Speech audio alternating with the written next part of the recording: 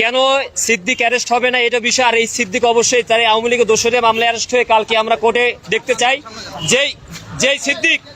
যেই সিদ্দিক আপনি দেখেন, আপনার আওয়ামী লীগের দেখেন ভাই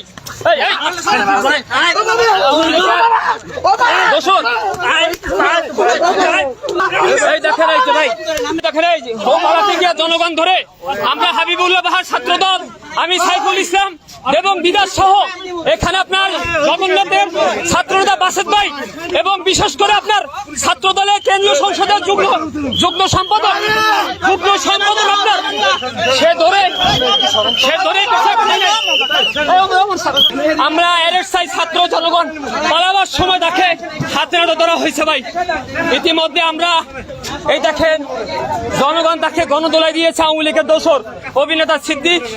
আমরা তাকে থানায় আমরা ডিবি অফিসে নিয়ে আসছি, কিন্তু ডিবি কোনো কার্যক্রম করছে না।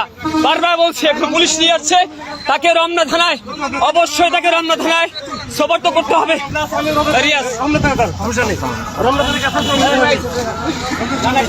দর্শক আওয়ামী লীগের আস্থানা এই বাংলায় হবে না।